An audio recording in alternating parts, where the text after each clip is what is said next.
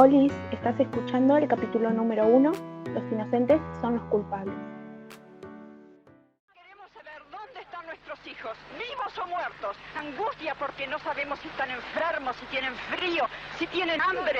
Hace 2 años que estamos así. Mi hija estaba embarazada de 5 meses cuando se la llevaron. Mi nieto tiene que haber nacido en agosto del año pasado. Hasta ahora no he podido saber nada de él. El 24 de marzo de 1976, las Fuerzas Armadas se adueñaron del poder en la Argentina por medio de un golpe de Estado. Ese régimen militar se denominó Proceso de Reorganización Nacional, en donde desaparecieron 30.000 personas de todas las edades y condiciones sociales, y muchos de esos bebés fueron secuestrados con sus padres o nacieron en cautiverio. Mi nombre es Estela Barnes de Carlotto. Yo vivo en la ciudad de La Plata, capital de la provincia de Buenos Aires, y ahí viví mi vida feliz de infancia, adolescencia y adulta hasta una fecha nefasta. Laura, la mayor de mis 4 hijas, fue víctima de esta dictadura. Y antes que ella, su papá, Guido. Ensayé la búsqueda de un desaparecido con mi esposo y, por suerte, volvió a los 25 días. Previo ver a cuánta persona se me ocurría que tenía poder para darme respuestas y pagar un fuerte rescate, pero sobrevivió. Cuando desapareció Laura, comencé a buscarla, igualmente que a mi esposo, con las mismas estrategias, pero ya no tan sola, sino acompañada por él, por su papá. Y creí que realmente iba a estar haciéndolo por mucho tiempo en soledad, pero tuve por suerte el buen consejo de una señora familiar que ya había sufrido la desaparición de su hija adolescente y me dijo que no estuviera sola, que había otras señoras que eran madres y abuelas que estaban buscando lo mismo que yo. Y me arrimé a estas señoras y encontré las compañeras para toda la vida. Nada ni nadie detuvo a las abuelas de Plaza de Mayo para buscar a los hijos de sus hijos. Visitaban juzgados de menores, orfanatos, oficinas públicas y a la vez investigaban las adopciones de la época. A partir de ahí fuimos hermanadas en el dolor y cada una puso lo que pudo y lo que sabía hacer. Y bueno, fue realmente una opción de por vida. Nunca lo hubiese pensado, no creo que ninguna abuela en aquel momento, en el 77, 78, pensaba que esta historia de dolor iba a tener la eternidad, porque estamos todas en un camino que termina cuando ya no tenemos vida, porque había una esperanza, era una ilusión y había mucha inocencia, ¿no? No podíamos imaginarnos jamás cuál era el plan de la dictadura. Y después también cuando buscábamos a nuestros nietitos, en esa búsqueda doble, la lógica era lo que nos movía. Nos van a entregar los bebés. ¿Dónde van a estar estos chiquitos? ¿En qué lugar? Y hay que buscarlos en lugares distintos y por eso se reforzó la tarea de abuelas en la búsqueda en determinados lugares y de determinada forma. Pero siempre con esa ilusión, por eso cada una preparó un ajuar, hizo un espacio en la casa. Era soñar con que tocaran el timbre a la madrugada para dejar una cajita con un bebé o una llamada anónima que nos digan vengan a buscarlo. Algo con sentido común y fantasía. Y nunca pasó. Entonces fuimos siguiendo con esa angustia de no tener respuestas de ninguna de las dos generaciones y fuimos construyendo un camino. En el caso particular de Laura, yo he tenido la fortuna de poder encontrarme con muchos sobrevivientes del campo de concentración donde ella estuvo por 9 meses, que me han contado primero qué cosas pasaban, qué cosas le hacían, qué reacciones tenía Laura, como una de las más antiguas pobladoras de ese centro clandestino de detención que se llamó La Cacha y que funcionó en la ciudad de La Plata. También me dijeron del nacimiento de mi nieto, un varón, y la fecha del nacimiento, porque Laura lo dio a luz en el Hospital Militar Central de Buenos Aires y luego la regresaron solita, sin el bebé, a ese centro clandestino La Cacha, y por 2 meses más convivió con sus compañeros, a los que les contó. Algunos de ellos liberados, los encontré por el mundo y me contaron esta historia. La muerte o el asesinato de su compañero en poco tiempo, y a ella la dejaron vivir porque estaba esperando un bebé, para asesinarla 2 meses después. Tuve oportunidad de conocer a un conscripto que estuvo haciendo guardia cuando nació mi nieto en el hospital militar, por orden de los militares, diciéndole que era una subversiva y que si intentaba escaparse la matara. La certeza de su muerte el día 25 de agosto del 78, porque nos llamaron desde la policía de la provincia de Buenos Aires para entregarnos el cuerpo, por orden del ejército. Lógicamente, ese privilegio que yo digo, entre comillas, de haber recibido el cuerpo, me da a mí la posibilidad de un duelo, la posibilidad de no buscar en los cementerios los huesos, como tantas mamás y padres hacen hoy. Me dio la oportunidad de demostrar a los años, con autorización del juez y la exhumación del cuerpo de Laura por medio del equipo de antropología forense, demostrar, digo, las mentiras que argumentaron los genocidas en el mismo cementerio, cuando van destapando casi religiosamente los restos. Va apareciendo Laura, los huesos. Yo la veo por primera vez porque no la vi cuando la mataron y estaba en el cajón fúnebre porque mi marido no quiso, porque estaba su carita destruida. Iba a ser muy, muy duro, pero sí la vi el día que destaparon sus huesitos. O sea, cerré mi duelo ahí, viéndola. La muerte de Laura fue tirada en el suelo, donde porque se defendía de los agresores le rompieron un brazo. Los tiros están hechos a 30 o menos centímetros de distancia de su cabeza y las cápsulas que caen en la trayectoria de la bala estaban dentro de su cráneo. Entonces no fue un enfrentamiento, fue una ejecución.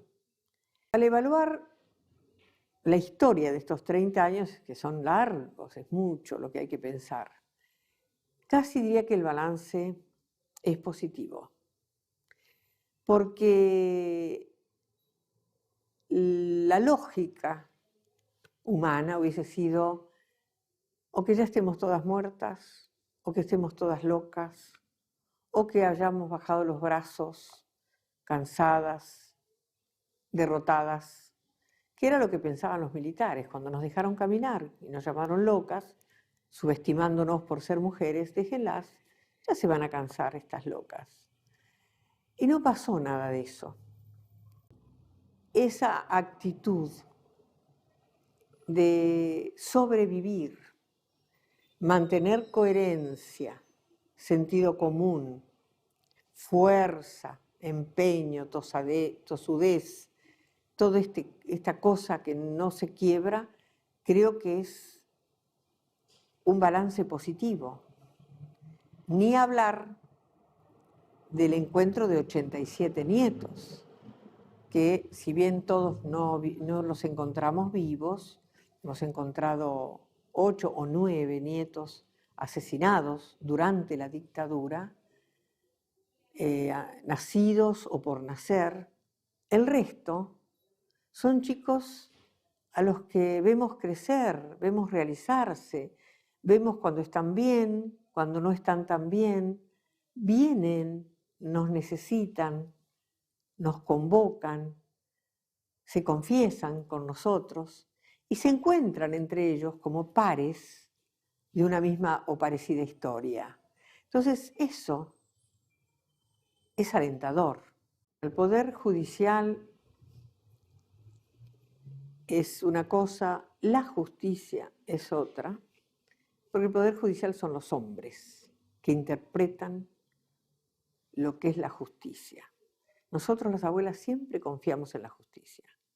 Aún en dictadura, que no existía, por supuesto, ya recorríamos los juzgados de menores, dejándoles el dossier con todas las denuncias, las fotos de los chiquitos que se llevaron ya nacidos con sus papás, las fotos de los padres que iban a tener un bebé por si se parecía el bebé a ellos, porque no sabíamos cómo eran, y lo íbamos dejando en todos los juzgados de menores, pero por creer en la justicia y considerar que era el camino correcto, recurrimos a ella.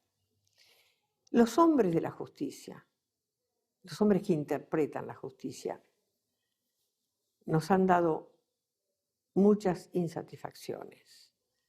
Por contar lo primero, los primeros pasos que dimos, bueno, si se los llevaron detenidos, no hablábamos de desaparecidos, vamos a reclamarlos a la justicia. ¿Qué hay que hacer para reclamar a una persona que no volvió a su casa? Un recurso de habeas corpus. Los abogados desaparecían por ayudarnos. Los tuvimos que hacer nosotras, al estilo nuestro, al estilo casero. Así que a veces había que discutir, había que presentarse y después, bueno, ya con abogados, porque al principio solas y no éramos abogadas. Y el lenguaje de los jueces es muy jurídico. Fuimos progresando. Estuvimos muy trabadas con las leyes de punto final y obediencia debida. Solamente las abuelas podíamos hacer justicia cada vez que encontrábamos un nieto, pero el resto en libertad, en la convivencia con la ciudadanía. Por suerte esas leyes ya no existen. Ahora los indultos se están anulando también y ya tenemos justicia plena. Y seguimos trabajando para mejorar el accionar de la justicia. La Suprema Corte está muy bien constituida, pero hay muchos jueces todavía que están incumpliendo, que están perturbando y que están negando la justicia. La negación de justicia es un delito. En diciembre de 1983 el festejo fue nacional, porque yo no creo que se haya pensado en un partido político. En ese momento salimos a festejar un partido solo, que es la democracia. Dijimos, volvemos a la democracia, volvemos a la libertad.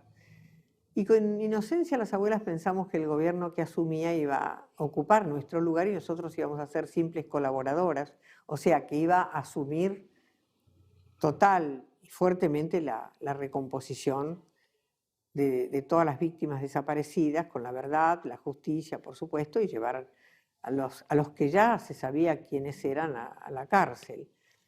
Y hubo actos en ese primer gobierno que son dignos de mencionar, como un juicio a los comandantes, donde se juzgaron las 3 primeras juntas. La cuarta, sugestivamente, que fuera tan genocida como las demás, quedó fuera de esto.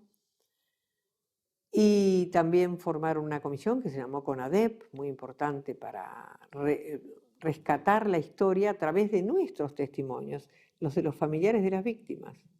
Ningún represor fue a declarar a la CONADEP, fuimos los familiares.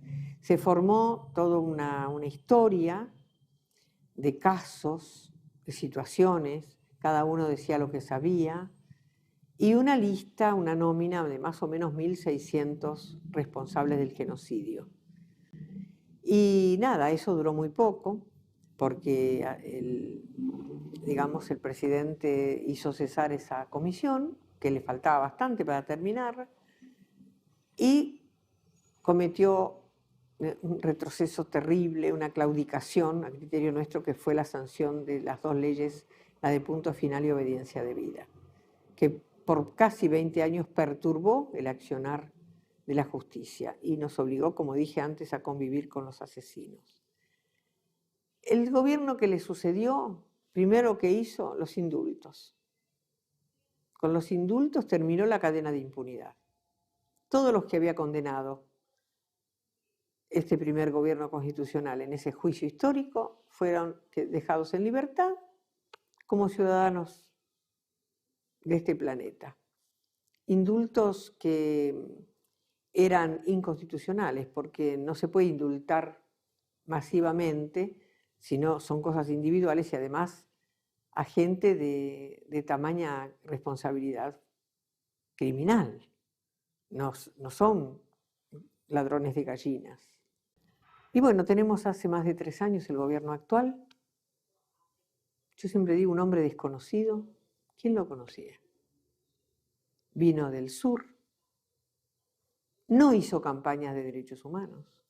Él no prometió maravillas como otros y después no hizo nada. No recuerdo si hizo campañas de derechos humanos, pero cuando se instaló en el poder, yo pienso, le salió la memoria de sus compañeros, porque generacionalmente es de la edad de nuestros hijos y en lo personal él y su mujer sufrieron la persecución política. Y en estos 3 años hemos avanzado muchísimo. Falta muchísimo más, pero hemos avanzado mucho, casi como un desafío, porque no fue fácil descolgar los cuadros de Vignone y de Videla de la escuela militar. Y lo hizo el jefe, el comandante en jefe del ejército, el jefe máximo del ejército, el comandante es el presidente. O sea que fue un hecho muy significativo, como ese muchos más, descabezar la Policía Federal, descabezar el ejército de los que realmente merecían ser desafectados, las reparaciones a los nietos, toda esta comunicación de puertas abiertas de un gobierno donde entramos en la Casa Rosada como si fuéramos parte. Entonces, hay una esperanza.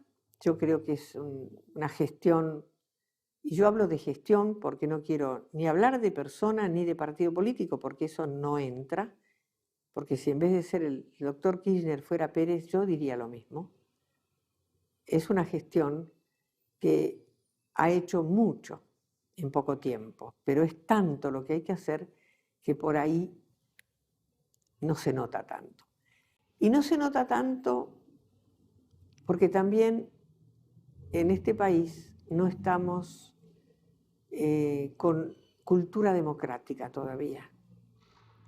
Todavía hay muchos espectadores que miran lo que hace el gobierno y no se meten como ciudadanos que son a ser ellos los actores. Ahora, nosotros reclamamos durante 30 años y seguimos reclamando y lo hacemos en paz. Yo pido para los que reclaman que también lo hagan en paz, porque hay que pedir, pero saber pedir. Y la violencia no sirve. Y busco con esperanza, porque como acá se producen esos milagros de que alguien toca el timbre y dice, tengo algo que contarles, o nos mandan una carta o nos llaman por teléfono y damos con un nieto más, yo digo, alguna vez alguien llamará.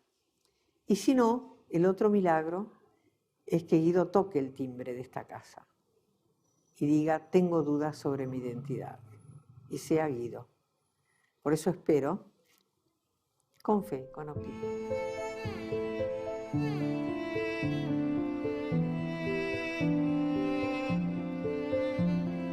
¿Alguna vez te pusiste un segundo en ese lugar?